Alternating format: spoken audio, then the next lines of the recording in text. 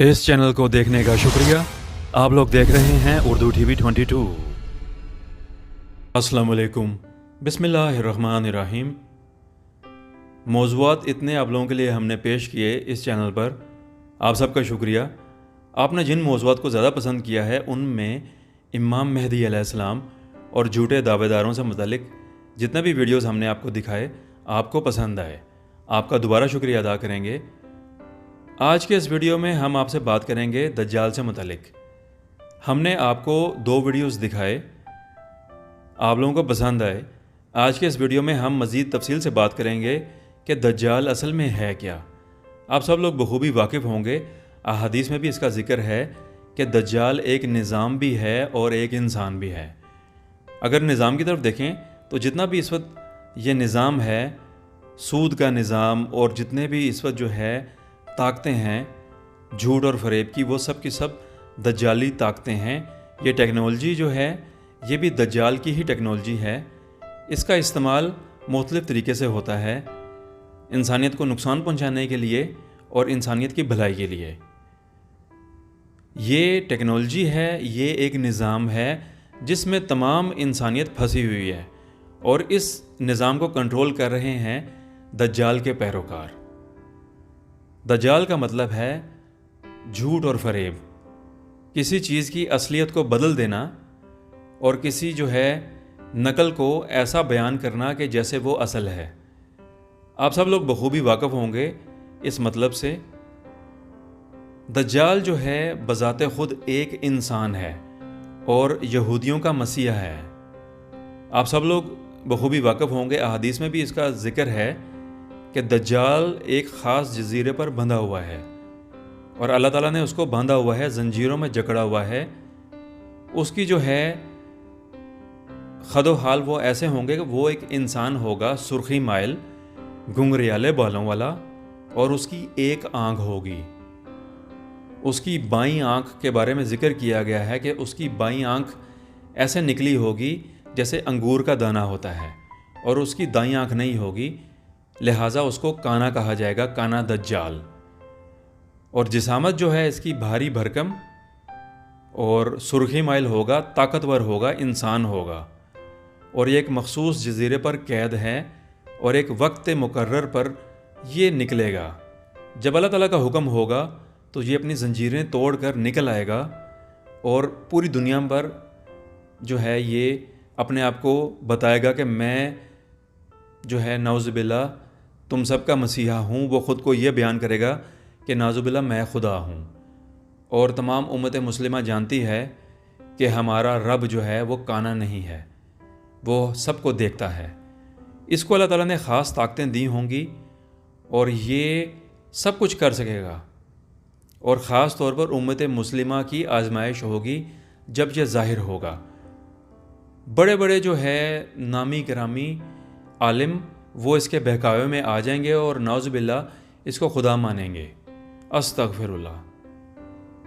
ये बात भी काबिल गौर है कि दज्जाल की आमद से पहले इमाम मेहदी अलैहिस्सलाम का ज़हूर होगा और वो निशानियाँ तकरीबन 99% या 100% मुकम्मल हो चुकी हुई हैं। और इंशाअल्लाह बहुत जल्द असली इमाम मेहदी अलैहिस्सलाम का ज़हूर होगा। जैसे आप सब लोग बखूबी जानते हैं कि झूठे कज़्ज़ाब दावेदार वो माजी में भी थे और हाल में भी हैं, और हाल में इस वक्त पाकिस्तान से कासिम कज़्ज़ाब लाहौरी को नाउज़ुबिल्लाह मेहदी बनाने के लिए सर तोड़ कोशिशें की जा रही हैं। और तमाम उम्मत मुस्लिमा बिल्कुल बाखबर हो जाए कि ये झूठे हैं, ये शोबदेबाज हैं। अवैस नसीर कज़्ज़ाब आज़म 2022 कासिम कज़्ज़ाब लाहौरी को पेश करना चाह रहा है नाउज़ुबिल्लाह मेहदी, लेकिन इंशाअल्लाह अल्लाह के हुक्म से वो अपने अज़ाइम में कभी भी कामयाब नहीं होगा।